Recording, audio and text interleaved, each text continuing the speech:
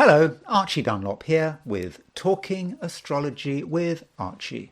In this video, I'm going to be looking at the week starting on Monday, August the 12th, 2024. So let me just go over what I'm going to be covering in this video. To begin with, I'm going to be looking at the main astrological events this week. So I'm going to do blow-by-blow account, day by day, what's happening this week, what perhaps we should be looking out for. Then I'm going to be looking at one event, one aspect in detail, and that aspect is the Mars square Saturn, which takes place on Friday the 16th. I regard this square between Mars and Saturn as being very important, and I'm just going to consider what this square between Mars and Saturn might mean and what perhaps we have to watch out for. And I'm also going to look at a few famous people who I think might be influenced by this square between Mars and Saturn. Now, just because I mention these people doesn't mean that we're going to ever find out what really happened. You know, people have their private lives. They're not necessarily going to talk about what happens to them as Mars and Saturn hit their charts, but I thought it might nonetheless be something of interest. And having done that, I'm going to be looking at this week from a perspective of the I Ching. So I'm going to be setting up an I Ching, casting the coins to get some idea about what the week is going to be like. And it's kind of an alternative to the astrology. And just a reminder, if you don't want your I Ching to be read, just don't watch the last part of this video, because the I Ching only applies to people who watch the specific I Ching section of this video. So when you get to the I Ching section, you don't want to know about the I Ching and what it tells you about the week ahead. You know, you don't have to watch it. I won't be offended. Now, just a reminder that I would be very, very grateful if you were to like this video. Assuming, of course, you really do enjoy this video, you do find it interesting. And if you're not subscribed, I would be really, really grateful if you were to subscribe, because it does make a difference and it doesn't cost you anything, and it does make a big difference to the channel. Okay, so let's look at the astrology.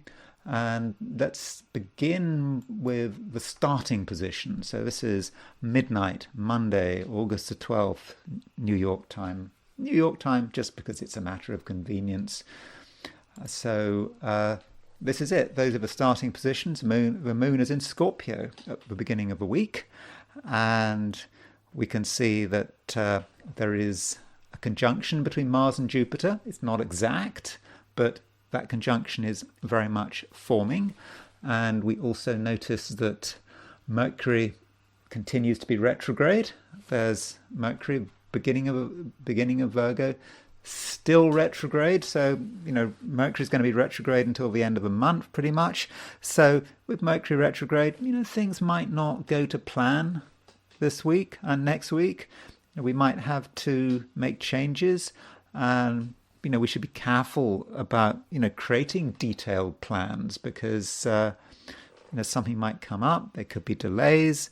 And so it's always a good idea to have a plan B, isn't it, when Mercury is retrograde. Now, what you see there is the geocentric planets, the positions of the planets from a geocentric point of view when the week starts. Now, what about the heliocentric position of the planets? So here is the beginning of a week from a heliocentric perspective. And the heliocentric position of the planets, it's actually quite interesting, because we've got a grand trine. So Venus is in Libra, and it's trine Jupiter in Gemini. And it's also, we've got trine Mercury in Aquarius. In fact, you could throw Pluto in as well. So we have a grand trine formation here at the beginning of a week. And things could be happening. There might actually be a certain sense of optimism at the beginning of a week with that Venus trine Jupiter, just a feeling that things are perhaps working, that some of the world's worries have been exaggerated. And I suppose, it may be time to, a time when we want to just feel content and happy, and perhaps we can really feel that we can believe the mainstream narrative, that there's nothing wrong with the economy, perhaps. We had the stock market falling a week ago, but maybe the stock market's recovering. I'm not saying it is going to recover, because this channel is not a finance channel. It's anything I say about money is for entertainment purposes only. But there may just be a sense that we're perhaps over the worst. And if you're a fan of Ukraine, you might be excited about the fact that Ukraine has had this major incursion into the Kursk region of Russia. And this is a major embarrassment for the Russians. Maybe this is a sign that the war in Ukraine is coming to an end, that the Russians have taken on too much, perhaps. This is all very optimistic. But Venus is a fast-moving planet. This trine between Venus and Jupiter is not going to last long. And I think it's just going to be a feature, perhaps, of the beginning of a week. And so some of this optimism might start to fray as the week progresses, and I'll perhaps be illustrating some of the reasons why it might indeed be about to fray. Now, from a geocentric perspective, the first major aspect of the week is on Monday, and that is a sesquiquadrate between Mars and Jupiter. So there is Mars at around 15 Gemini. There's Jupiter. Where's Jupiter gone? Sorry, did I say Mars and Jupiter? I said Mars and Pluto, yeah? Sorry. A sesquiquadrate between Mars and Pluto at the beginning of a week. So 15 Gemini plays 0 degrees Aquarius, Pluto at 0 degrees Aquarius. So if you've got Jupiter, sorry, if I get Mars and Pluto sesquiquadrate, let me get that right. Mars and Pluto, may be a lot of power at the beginning of a week, power struggles. We want to get our way, or at least some people want to get their way, and they may want to push things as absolutely as hard as possible, whatever it takes. And that might be us. It might be other people. Some people might be rather extreme. And so there is a danger here that too much force is used. And maybe the basis for this force is in that heliocentric trine between Venus and Jupiter. People feeling that it's going to be okay. We can use so much force. It's okay to do it because it's going to be all right in the end. But I do have a concern here that our optimism may have an erroneous basis. And so we use a lot of force, but in the end, it turns out that we simply don't have the resources to see it through. Still,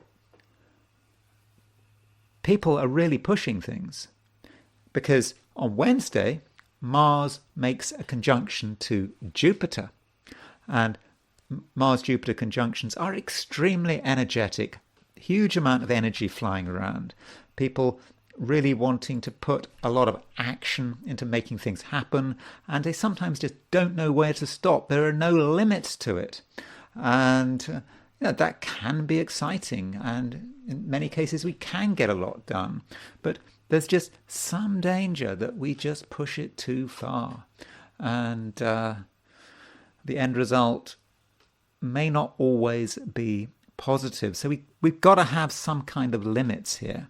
And, because expansion, optimism, hope may just in the end hit a brick wall. Now, on Thursday, Mercury moves into Leo. So the week starts with Mercury at around, 2 degrees Virgo, but it's going retrograde. And then on Thursday, Mercury back into Leo. And Mercury going to Leo, it may just feel that there has been a time when we were able to think straight, where we had good analytical skills. And maybe as Mercury moves back into Leo, we become more focused on ourselves, perhaps about our own power, our own vitality, and we might sort of lose that analytical edge that perhaps we had earlier in the week. Still, with Mercury and Leo, it's a time when there's going to be a lot of pride.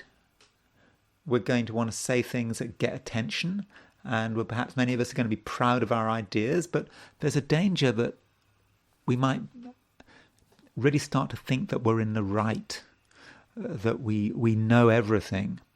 Or it may be not us thinking we know everything, it may be someone else thinking they know everything. And that's not necessarily a good thing. We have to have a little bit of humility. It's good to be proud. It's good to have a great, strong sense of oneself and one's intellectual capabilities. But yes, we have to be aware of our own frailties and gaps in our knowledge. That is going to be very important. Now, on Friday, we've got Mars square Saturn, and I will be talking about Mars square Saturn in a moment, but Mars square in detail. But Mars square Saturn can be, I'm afraid, a very difficult aspect. Mars in Gemini square Saturn in Pisces. It can be very frustrating. There are lots we want to do, but can we do it? I'm not convinced. We just may feel that we're just getting nowhere, and we could be quite negative, and we just might feel that a lot of things, which we try to do it, we don't succeed, so what is the point? It's easy to kind of give up, and there might even be a certain sense of despair with Mars square Saturn.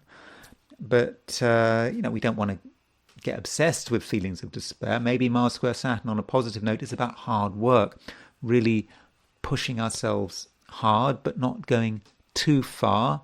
At the same time, we might have a lot of pent-up energy, and we need to find some way of constructively using this energy now. Maybe physical exercise is a good idea.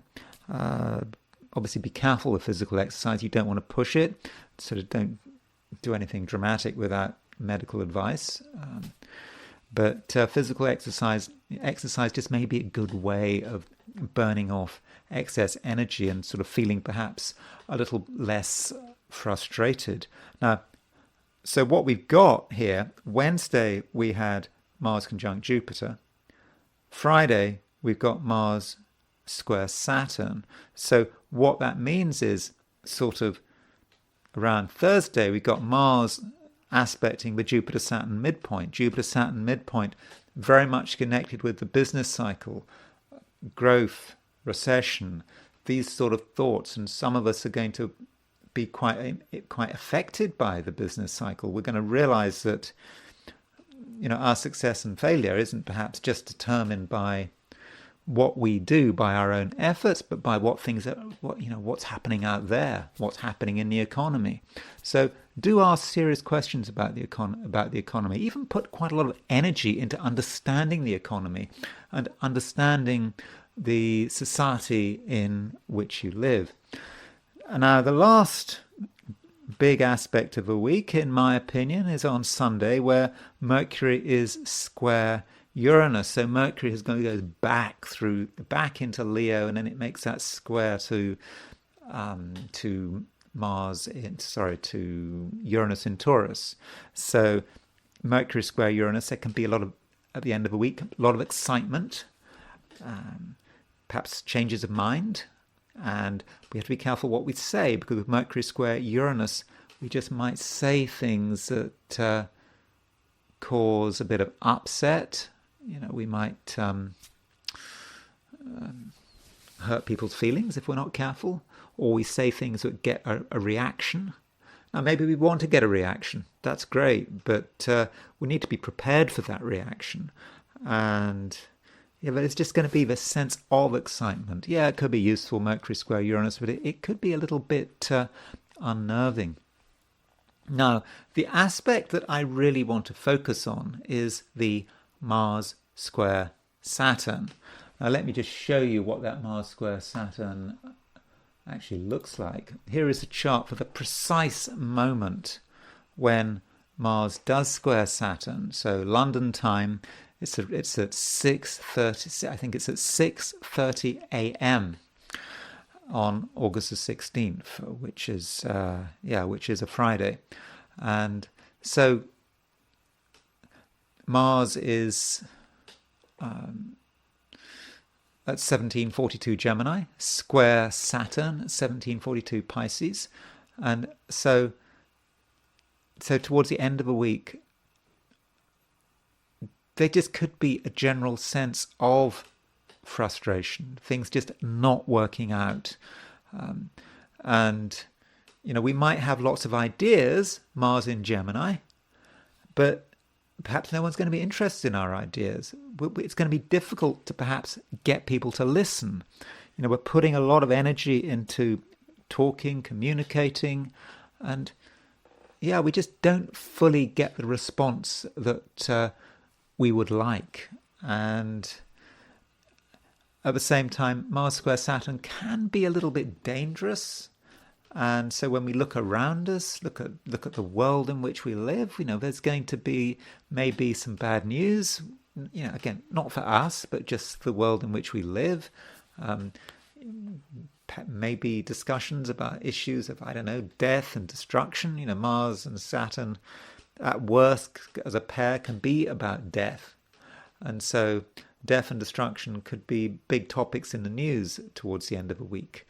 And there may be things that we might get a bit upset about, but it's the world out there. It's maybe not directly our problem, but some of us, if we get too tied up into the news, we might get concerned about what is actually happening in the world. Now, we can see this Mars square Saturn in a geographical and graphic way.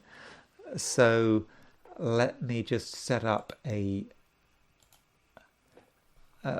sort of a map of this. So let's look at this. Let's look at this Mars square Saturn from the perspective of Europe. So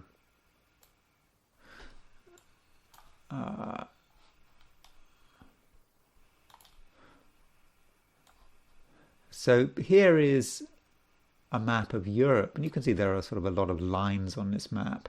And so what you can see is, you see this line here? These are all the places on Earth where Mars is exactly conjunct the midheaven. So that would also be all the places where Saturn is exactly square the midheaven. So these may be places in Europe which may be particularly impacted by this Mars square Saturn. So you can, if you look at this Mars line, sort of goes fairly close to St. Petersburg in Russia, fairly close to Kiev down here, Minsk, the capital of Belarus, and we go down, and it actually, I think, goes through sort of Istanbul. So this part of the world here may be particularly negatively impacted by it. Now, you could say, well, this is obvious because we've got a war going on in Ukraine, but this Mars square Saturn, I think, is going to maybe suggest that the war in Ukraine is going to be perhaps more serious than usual, more newsworthy than usual. So things could be hotting up even more than perhaps, say, have in the past. Now, there's Kursk, by the way, where the Ukrainians have made their recent incursion. That Kursk doesn't appear to be on any particular line. So maybe the focus is, don't forget Belarus. Belarus, things can happen in Belarus. It's an ally of Russia, but because that line does go fairly close to Minsk, which is the capital of Belarus, but it also goes close to Kiev, which is the capital of Ukraine. So that's one thing we might want to be looking out for with this square between Mars and Saturn. And one can look at other parts of the world. So that's a map of Europe. So let's just do a map of the world. See if there are anywhere else in the world that might be Yeah, sorry, I'm a bit Eurocentric sometimes. Um, so if you look, if you look at this, if you look at this Mars line, if you go further south, it goes through Egypt, goes through, I suppose, what's that? It goes through sort of Sudan, ends up in South Africa. So maybe there are parts of Africa that could be influenced but be hit by this Mars Saturn square. And I suppose we shouldn't forget the Americas. These are all the parts of the world where Mars is rising. So Mars is rising. Yeah, maybe sort of New York, Washington D.C. So what we can actually do is we can take this chart of Mars square Saturn and we can just relocate it to maybe Washington D.C. Why not?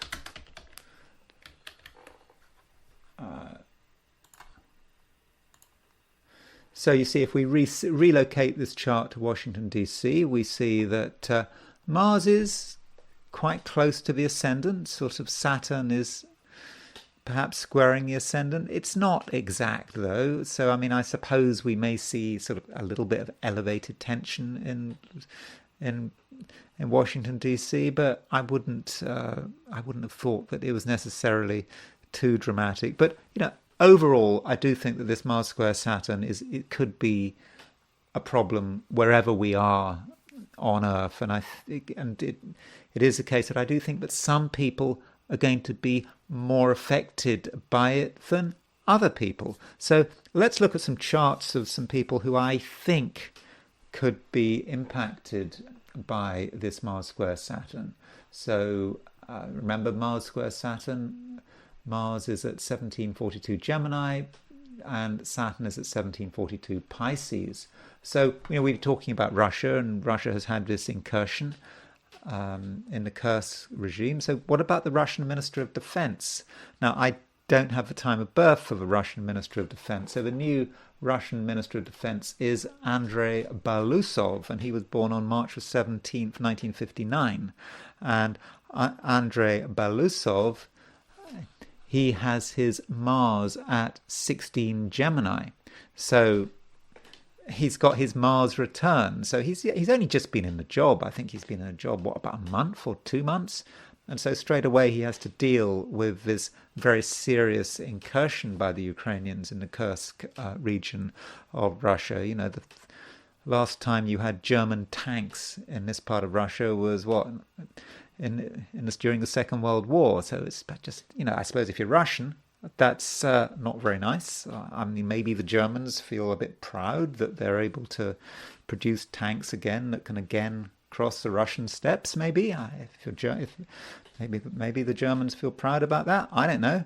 But if you're Andrei Belousov, you've got a problem. I mean, I shouldn't think he's going to lose his job because he's just got in the job, and some say that the reason the Russians have been doing let their guard slip was because there've been a lot of sackings in the military recently. But so he has got Mars conjunct his Mars, and he's got Saturn square his Mars, and I think that this Mars square Saturn on this week on Friday is going to have an impact on him. I don't have his time of birth, so I mean I can't be particularly precise about how it's going to work, but he certainly seems to have his work cut out. Someone else, I suppose, maybe relating to Ukraine, I don't know, is the German Chancellor, Olaf Scholz. And so Olaf Scholz has his Mercury at 1755 Gemini. So this week, Scholz has Mars conjunct his Mercury and Saturn square his Mercury. Now, I don't know what's going on in Olaf Scholz's life. I mean, I know it's a tough job being Chancellor of Germany, but there may be news which undermines him, which upsets him, which depresses him, which angers him. And his Mercury is in the ninth, so it could be news from abroad, what is going on. Maybe it's to do with Ukraine, but I don't think that Olaf Scholz is a happy camper with his Mars square Saturn. I think that there is a lot of negativity there. And we have to remember with Olaf Scholz has a Mercury-Saturn opposition in his natal chart. He's got Mercury in Gemini, opposition Saturn in Sagittarius. So he does have a capacity to be quite negative anyway. At times, he can be a little bit depressed maybe. I said I don't know much about him. But that Mars square Saturn is hitting quite a vulnerable part in his chart. So, maybe this is a time when Olaf Scholz needs to, get some counselling maybe. And he has to also consider, how he is relating to the news flow, because I think there may be news coming in, perhaps from Ukraine, perhaps from somewhere else in the world, that he just doesn't feel very comfortable with. And another politician to look at is Mélenchon, Jean-Luc Mélenchon. I'm sure I haven't pronounced that right. So he's this French left-wing politician who's become particularly prominent after the legislative elections in France. And so here is Jean-Luc Mélenchon's horoscope, born August 19th, 1951. We do have a time of birth for him. And he has his Venus at 1737 Virgo. So Venus 1737 Virgo is perhaps about how he relates. I suppose if you're Jean-Luc Mélenchon, you've got to deal with the political intrigues. You have to relate to members of your party, members of opposition parties. You're trying to, do wheeling and dealing politically.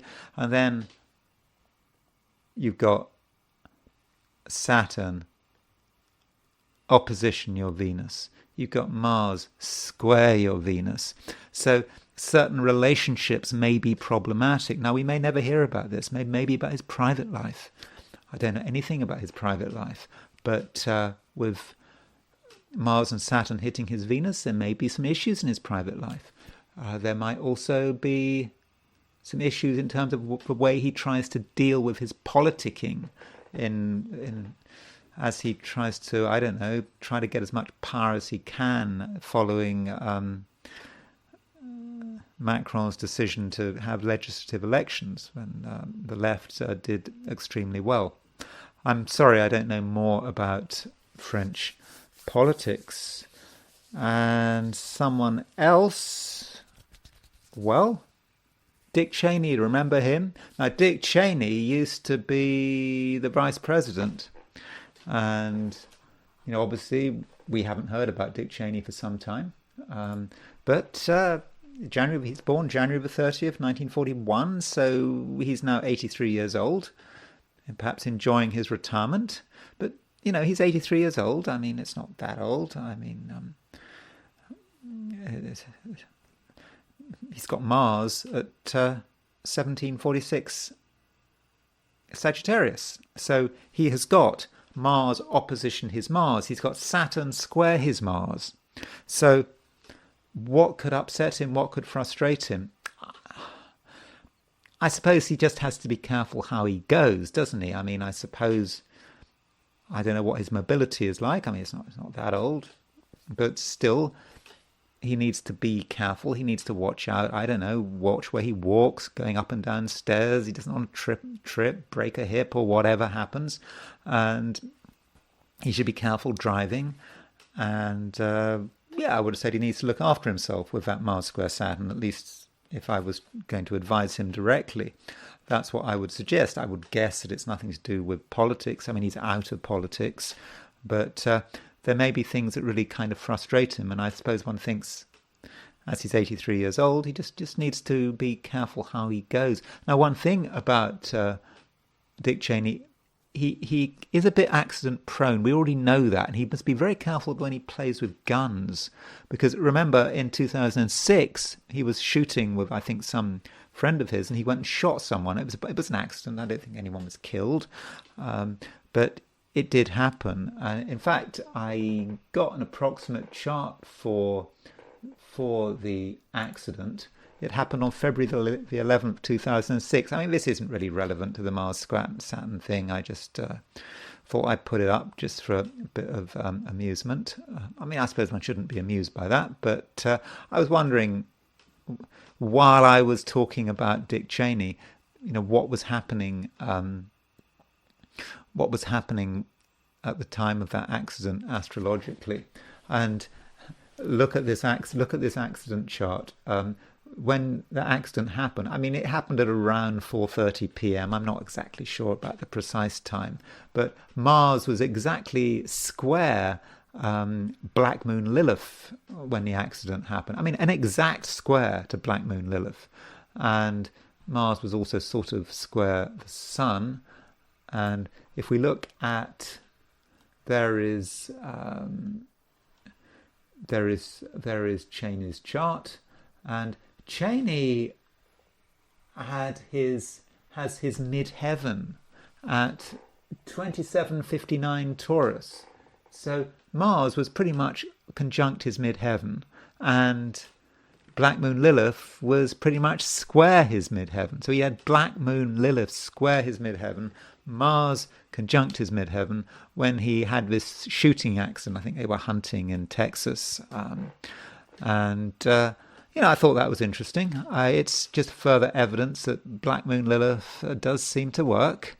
This is true Black Moon Lilith. Just remember that. I don't use mean Black Moon Lilith. I think there are too many issues with true Black Moon Lilith. I know there are issues, with mean Black Moon Lilith. I don't know, I suppose there are issues with true Black Moon Lilith, but anyway, I thought I would look at that chart because you might be interested.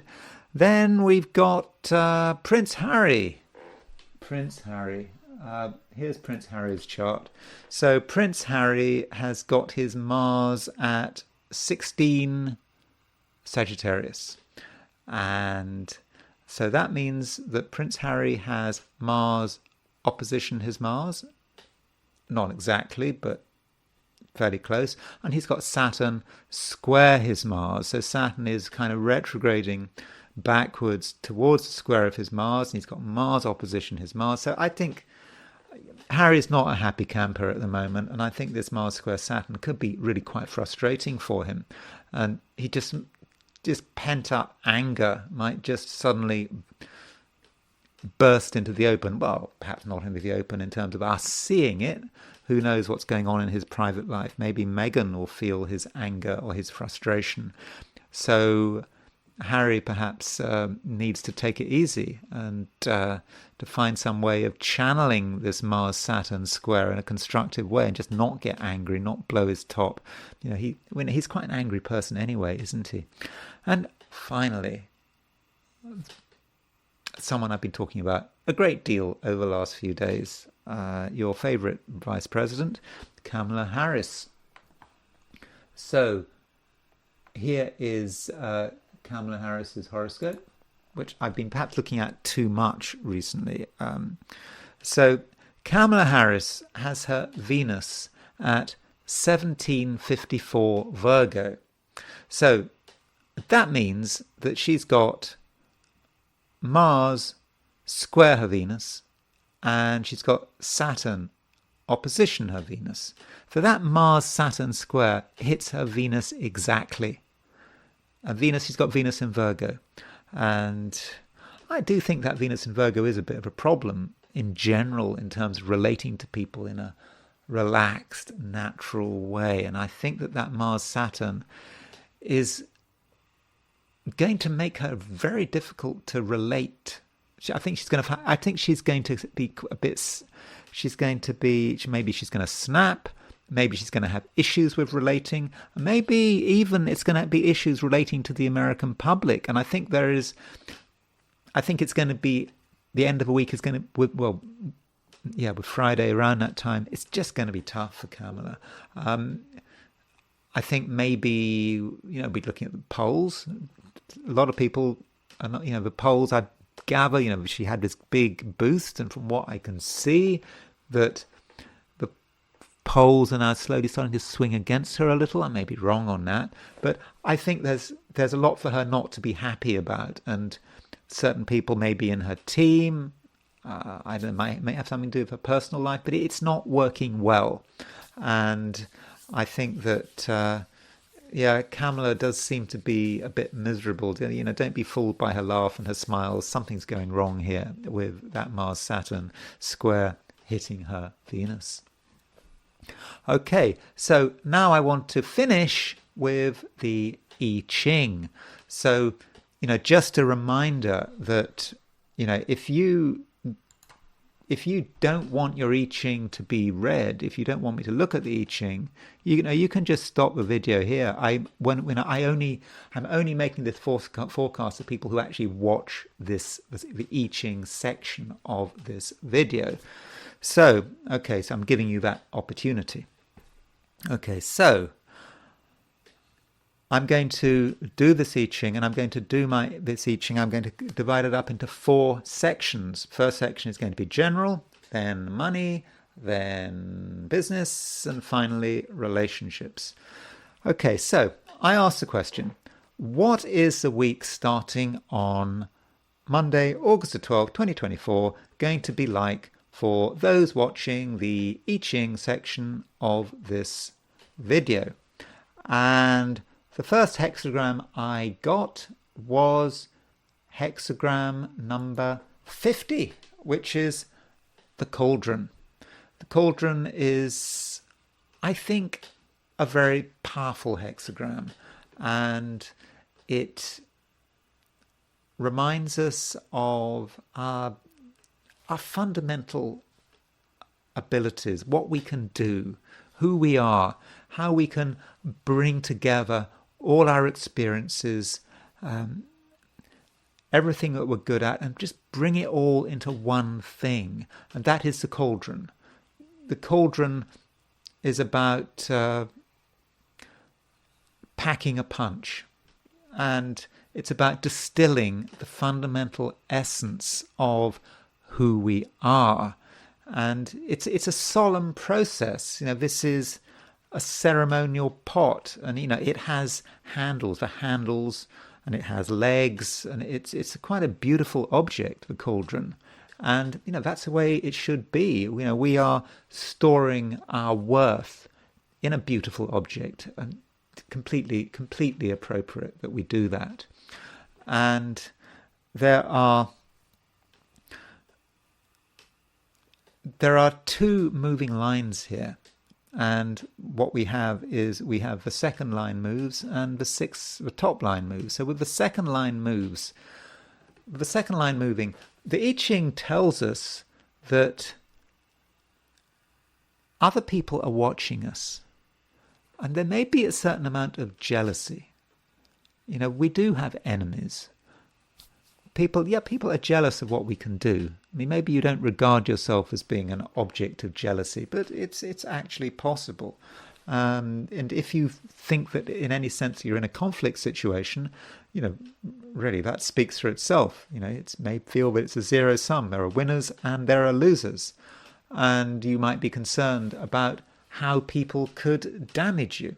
And what the I Ching tells you is that if you're doing something that is a fundamental part of who you are, it's a fundamental part of your abilities, your talents, and it's just you're not being a fake, you're being true to yourself, then nothing can hurt you.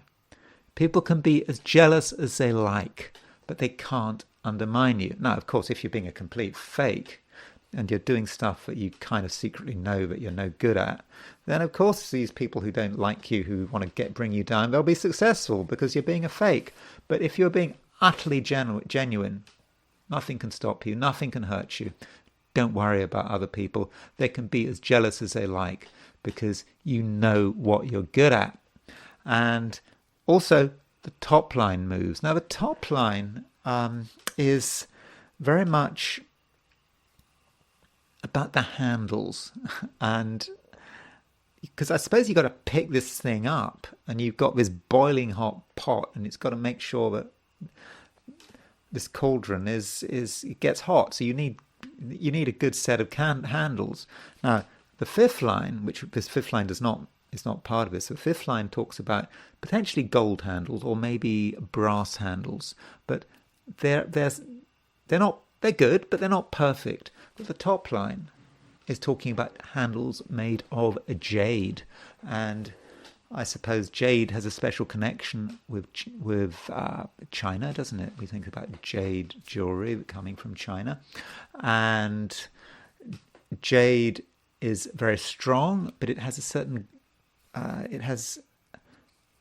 flexibility to it. At least that's what the I Ching says. It's a long time since I've seen any jade, but I know that jade is something very precious. So it's got jade handles, and so that means that we're able to sort of carry ourselves in the right way.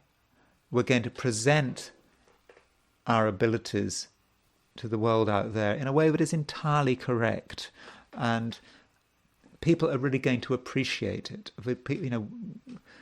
We're getting the balance right, and other people can handle us, because you need good handles, and we can be handled, and we're not going to rock the boat, and we're going to be able to bring our abilities together in a way that can benefit not just ourselves but the world out there. And because we've got two lines moving, that means that we move to another hexagram, and the hexagram we move to is hexagram number 62. We've got a lot going for us. Now, I've called this preponderance of the great. Now, in fact, that is a mistake. It should actually be preponderance of the small. So, sorry about that. I'll just fix that.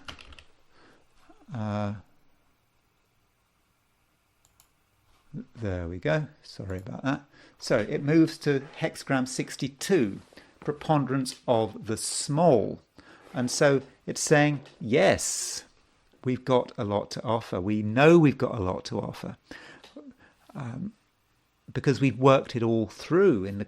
That is what the cauldron is all about. But don't take it too far. It's not a time to show the world everything that we have created. It's certainly not a time to show off. The preponderance of the small is about attempting small things. It's not about making our presence felt in a big way. One of the warnings that the I Ching gives us, you need to be like a bird. You need to stick to the undergrowth. You don't want to fly too high, because if you fly too high, you can be shot down. And so, having brought everything together in the cauldron, it's now time to just develop it, nurture it, but don't fly too high this week. Don't show off. You know what you're good at. You have an absolute appreciation for yourself. You don't need any attention. You don't need praise. It's quite unimportant. You just have this inner sense of confidence, and you don't really have to, you don't have to show off about it. Now, turning to money, the situation with money, I think, potentially looks quite good, because in terms of money, I understand that, people have all sorts of financial situations. Some of you listening to this may be comfortably off. Others, things might not be so easy. But the message is the same. It's about bringing together your financial resources, and this is what the cauldron is about. You can bring together what you have. Perhaps you can bring together your earning power. however modest it might be, and you can perhaps leverage it. Just find ways of just absolutely maximizing your earning power, if that's important to you. It depends. And I think that through your own efforts and through your own modesty as well, I think that is important. You know what you have, you know what you don't have.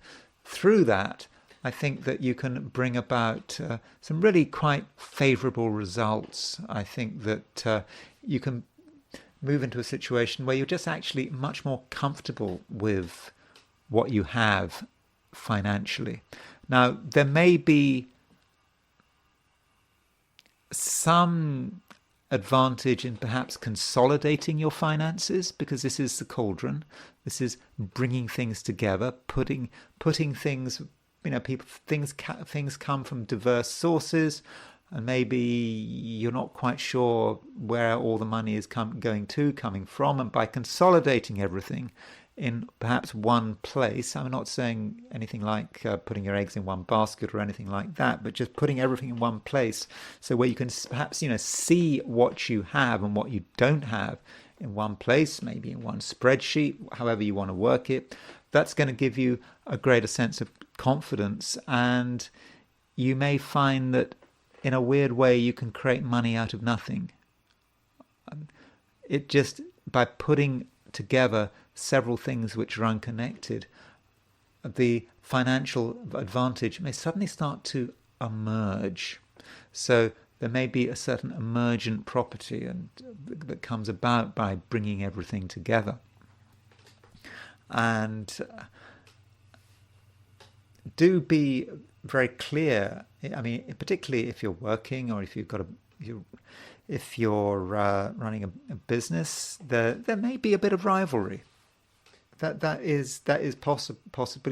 People are asking. Maybe people are jealous of you because you've got too much money. I mean, it's all relative, isn't it? I mean, I know you may not think you've got much money, but there's always someone you've got more money from. So there might be a bit of jealousy there.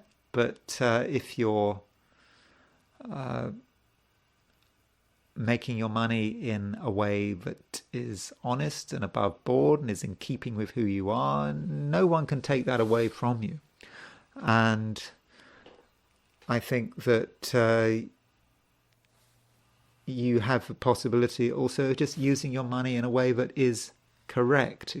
So that, I think, is quite good. So I'm not particularly concerned about money for you at the moment this week. And this hexagram does move, and it moves to preponderance of the small. And so I think the message there is quite clear. This is absolutely not a week for huge amounts of expenditure. It's like you may reach a point this week where you feel more satisfied with what you have, and you may feel more confident with your financial resources, but that is not an excuse for over expenditure or spending money. You might think, oh, things are better than I thought. That means I can spend money on this. No, that's not what it is. That's what it's about. You need to be very modest, preponderance of the small.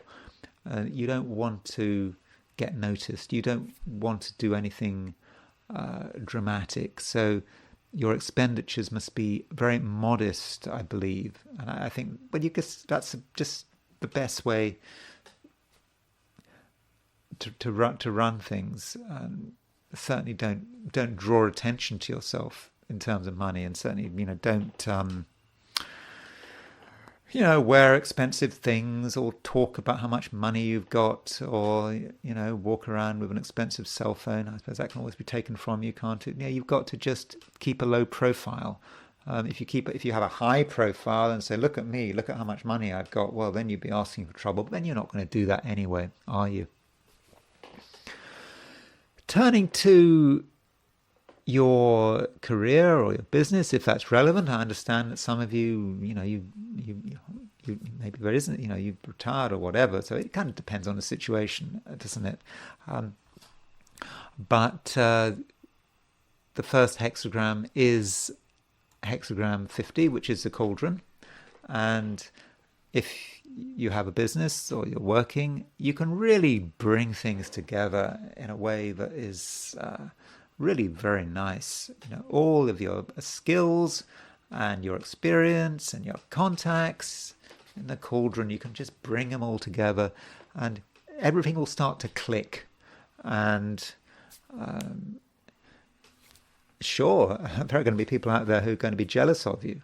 Maybe your workmates are going to be thinking, why are you having this advantage? Why are you good at this? Why are you better than us? Or if you're in business, maybe you're dealing with your competitors, you might be concerned about competitors, but it doesn't matter. If you're true to yourself, if you are doing something that you know you're good at, then nothing can happen. No one can stop you. No one can get the better of you. If you're the best, you're the best, and that's the way it is. So don't worry about the competition, unless, of course, you're doing something which is above your pay grade, so to speak. If you're doing something where you really haven't got a clue what you're doing, then sure, you're making yourself vulnerable. But if you're doing what you're good at, and you know you're good at it, don't worry about the competition. Obviously, you've always got to be worried about the competition. You can't be complacent, sure, but just be true to yourself. If you're genuine, you have humility, then I think that you'll be able to carry yourself extremely well. You'll be able to develop on your abilities. And at the same time, people are going to, particularly superiors, people above you, maybe employers, clients, whatever, they're going to really appreciate not just what you do, but the whole way in which you carry yourself. Remember, this cauldron has jade handles. That's you. You've got jade handles. People can handle you. And people know how to deal with you. You're not a complicated person, and you are accessible, and that's going to make it even easier for you. Now, this hexagram, the cauldron, does move, though. It does move to hexagram number 62, which is preponderance of a small. Just a reminder, do what you're good at, be humble, don't be tempted to show off. So, I mean, of course, you've got to advertise yourself to a certain point, but don't expose yourself to your enemies. You do what you're good at, sure, and no one can take away from that. But if you go too far and you make yourself, you may perhaps feel you have to talk up your abilities in an excessive way, appear in I suppose in the limelight, then you are making yourself vulnerable to attack. It's an unfair attack, but I think you would be making yourself vulnerable. Keep it small, be modest, don't try to accomplish huge amounts, even though you know you've got the capacity to do this. It's enough to say with the previous hexagram, the cauldron, it's enough to have brought it all together. The big steps forward, they can happen later, but I don't think they have to happen this week. And finally, I want to look at the I Ching from a view of relationships. So I think that this week relationships should work pretty well. We've got 50, which is the cauldron. It's very clear who you are. And when you're with people, you can present, in a way, quite an impressive figure. You can demonstrate that you are someone with a variety of skills, and of course a variety of positive attributes. You're not one-dimensional at all. And I think that in relationships, it's always important to show that you have got many dimensions to your personality, and you're not boring. You can do this, you can do that. You've got a sense of humor. You can be serious. Everything is everything is coming together nicely. And so that means that, in existing relationships, the other person is probably going to be quite happy to have you around, maybe feel quite grateful that you're there. If you're looking for a new relationship, remember, it doesn't matter. I'm not talking about any kind of relationship. It doesn't have to be romance. If you're looking for a new relationship, you'll just come over as just being a really interesting person, someone who's just really got so much to offer. And I think that you'll be able to just bring things together. There'll be nothing sloppy about it. It will all be nicely distilled who you are and what you've got to offer. And maybe some people are going to be jealous of you. I don't know. I suppose romance, jealousy. I don't know. I suppose that's possible. Jealousy and relationships, I suppose they go together. If that's appropriate, then don't worry about it. Maybe someone is going to be jealous of you because of contacts you're going to be able to make. But if you're being sincere, it's really nothing to worry about. And also, going back to this theme of the jade handles, the jade handles. These are in the I Ching world, these are the best kind of handles to have. So that means that it's just easy for people to deal with you. You're a tough, you're a strong person, but you're not an overwhelming person. There's that flexibility in jade, I think, which I Ching talks about, but also strength. So you can be strong and flexible at the same time. And I think that is something that people are really going to appreciate, and that's really going to help relationships, whether it's an existing relationship or perhaps a new relationship. And this hexagram, the cauldron, it does move.